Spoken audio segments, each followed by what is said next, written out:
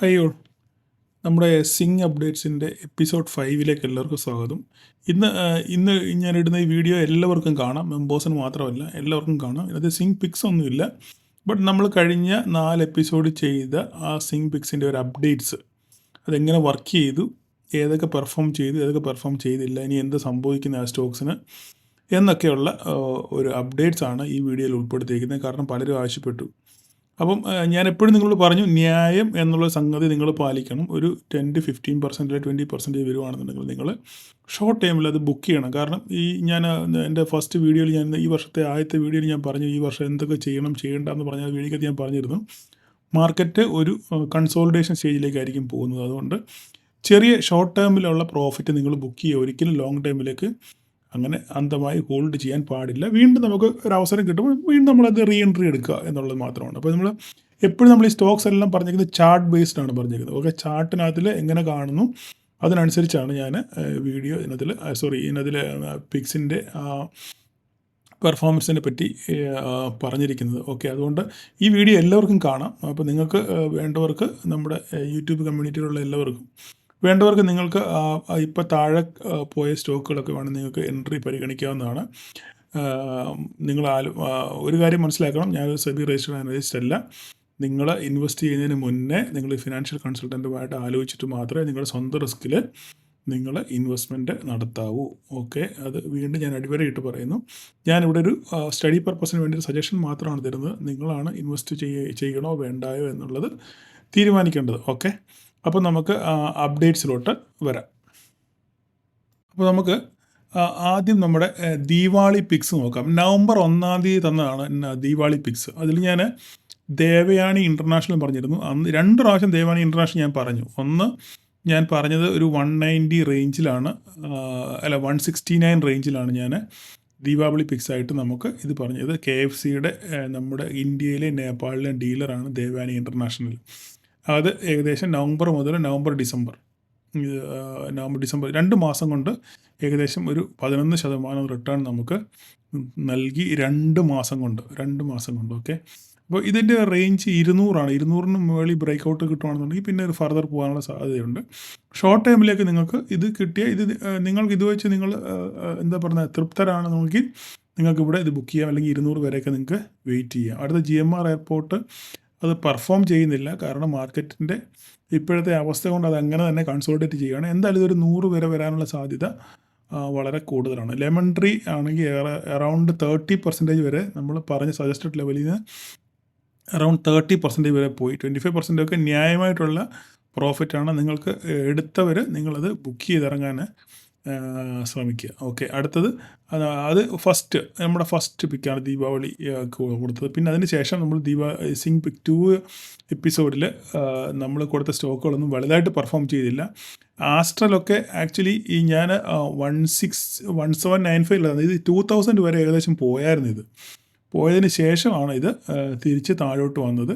ഇപ്പോൾ നെഗറ്റീവിലാണ്. ഇപ്പം നിങ്ങൾക്ക് ആവറേജ് ചെയ്യണമെങ്കിൽ നിങ്ങൾക്ക് ഇവിടെ ആവറേജ് ചെയ്യാം, പ്രശ്നമൊന്നുമില്ല. ഇത് തിരിച്ച് കയറി പോകും, 2000 വരെ എന്തായാലും പോകും എന്നുള്ള കാര്യത്തിൽ സംശയമൊന്നുമില്ല.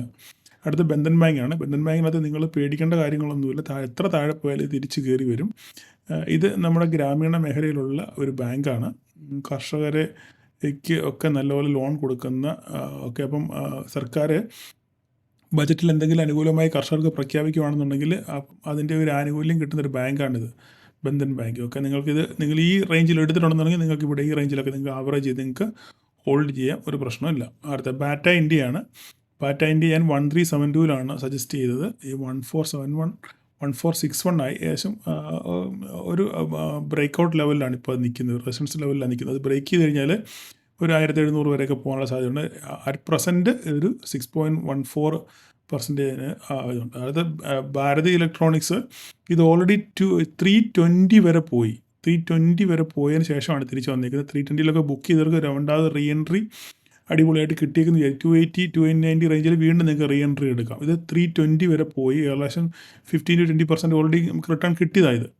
അടുത്ത ബിർള സോഫ്റ്റ് ആണ്. ബിർള സോഫ്റ്റും അപ്സൈഡ് പോയിട്ടാണ് തിരിച്ച് വന്ന് നിൽക്കുന്നത്. നിങ്ങൾക്കിത് ഹോൾഡ് ചെയ്യാം, പ്രശ്നങ്ങളൊന്നുമില്ല. ബുക്ക് ചെയ്തവർക്ക് ബുക്ക് ചെയ്യാം, അല്ല നിങ്ങൾക്ക് ഹോൾഡ് ചെയ്യുന്നതിന് കുഴപ്പമൊന്നുമില്ല. ഓക്കെ, അടുത്ത സിംഗ് പിക്ക് 3 ആണ്. അതാണ് നമ്മുടെ ഏറ്റവും അടിപൊളിയായിട്ട് പൊലിച്ചത്. ഓക്കെ, സെഞ്ചുറി പ്ലൈ ഇത് സെക്കൻഡ് ടൈമാണ്. ഇത് ഫസ്റ്റ് ടൈം നമ്മൾ ഒരു 20% വന്നു, വീണ്ടും താഴെ പോയി, തിരിച്ച് വീണ്ടും രണ്ടാമത് വീണ്ടും അതേ റേഞ്ച് തന്നെ വന്നു. അപ്പം നമുക്ക് സ്വിംഗ് ആകുമ്പോൾ നമുക്ക് 2 പ്രാവശ്യം ഇതിനകത്ത് ചെയ്യാനുള്ളൊരു ഓപ്പർച്യൂണിറ്റി നമുക്കുണ്ടായിരുന്നു. നിങ്ങൾ എത്ര പേരത് യൂസ് ചെയ്യുമെന്ന് എനിക്കറിയത്തില്ല.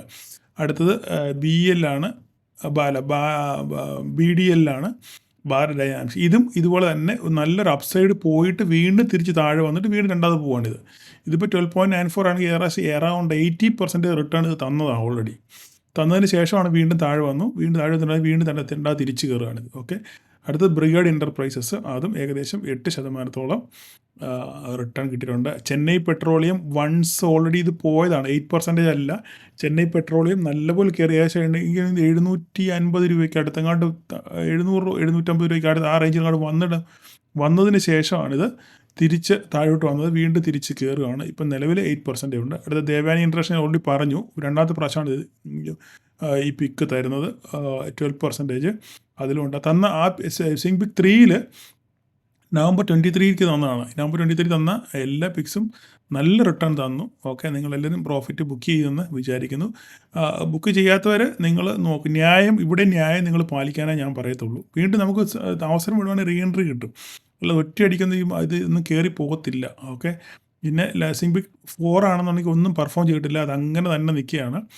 അപ്പം ബിർള കോർപ്പറേഷന്, IRCTC ഒക്കെ നമുക്ക് ഈ ബജറ്റ് വരുമ്പോഴത്തേക്കും ഇതൊക്കെ നല്ലപോലെ പെർഫോം ചെയ്യാനുള്ള സാധ്യത ഉണ്ട്. ബിർള കോർപ്പറേഷനും പ്രശ്നങ്ങളൊന്നുമില്ല, നിങ്ങൾക്ക് ധൈര്യമായിട്ട് ഹോൾഡ് ചെയ്യാം. നിഖിൽ അഡേസീവ്, ഇതാണ് ഒരു റേഞ്ച് ബൗണ്ട് ഒരു സ്റ്റോക്കാണിത്. ഇത് ഒരു 118 മുതൽ ഒരു 170 വരെയൊക്കെ ഉള്ള റേഞ്ചിൽ മാത്രം കിടന്ന് കളിക്കുന്ന ഒരു സ്റ്റോക്കാണ്. ഇതൊരു 135-140 വരുവാണെന്നുണ്ടെങ്കിൽ നിങ്ങൾക്ക് ഷോർട്ട് ടൈമിലേക്ക് ഇത് ബുക്ക് ചെയ്യാൻ പറ്റും. അടുത്ത SBI ലൈഫാണ്.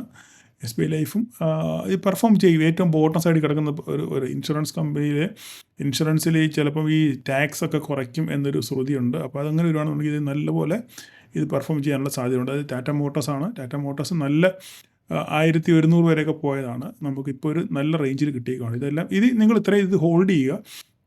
അപ്പോൾ ഇത് പെർഫോം ചെയ്യാത്തതുകൊണ്ടാണ് ഞാൻ പുതിയ സിംപിക്സ് തരാത്തത്. എല്ലാം കൂടെ മേടിച്ച് വെച്ചിട്ട് കാര്യമില്ലല്ലോ. നമുക്ക് തന്നത് ഈ പരമക്കാർ പറഞ്ഞ തന്നത് തിന്നിടുമ്പോൾ ദൈവം പിന്നെ തന്നിരുന്ന് കേട്ടിട്ടില്ല എന്ന് പറഞ്ഞ പോലെ തന്നത് പെർഫോം ചെയ്യട്ടെ. പെർഫോം ചെയ്ത് നമുക്ക് ഒരുവിധം പ്രോഫിറ്റ് ബുക്ക് ചെയ്ത് കഴിയുമ്പോൾ നമുക്ക് അടുത്ത സ്റ്റോക്കുകൾ കണ്ടുപിടിച്ച് വീണ്ടും അതിൽ നമുക്ക് എൻട്രി എടുക്കാം. അപ്പോൾ ഇതാണ് ഇപ്പോഴത്തേക്കുള്ള അപ്ഡേറ്റ്. അപ്പോൾ നിങ്ങൾക്ക് ആർക്കെങ്കിലും ഇതിനകത്തിൽ നമ്മുടെ യൂട്യൂബ് കമ്മ്യൂണിറ്റിയിലുള്ളവർക്ക് ആർക്കെങ്കിലും എൻട്രി എടുക്കണമെന്നുണ്ടെങ്കിൽ നിങ്ങൾക്ക് ഈ താഴത്തെ ലെവലിലൊക്കെ നിങ്ങൾക്ക് വേണമെങ്കിൽ നിങ്ങൾക്ക് എൻട്രി പരിഗണിക്കാവുന്നതാണ്. വരും ദിവസങ്ങളിൽ ഇത് നല്ലപോലെ പെർഫോം ചെയ്യാനുള്ള സാധ്യത ഉണ്ട്. ഓക്കെ, അപ്പോൾ ഇതാണ് സ്വിംഗ് അപ്ഡേറ്റ്സ്. അപ്പം നമുക്ക് വീണ്ടും പുതിയൊരു അപ്ഡേറ്റ്സ്, ഇനിയും അടുത്ത അപ്ഡേറ്റ്സ് വരുന്നത്, അടുത്ത പിക്സ് വരുന്നത് ഈ മെമ്പേഴ്സിന് മാത്രമേ കാണാൻ പറ്റത്തുള്ളൂ കേട്ടോ. നിങ്ങൾക്ക് കാണാൻ പറ്റത്തില്ല, അത് മെമ്പറായിട്ടുള്ളവർക്ക് മാത്രമേ അത് കാണാൻ പറ്റത്തുള്ളൂ. ഓക്കെ, അപ്പോൾ താങ്ക് യു ഓൾ.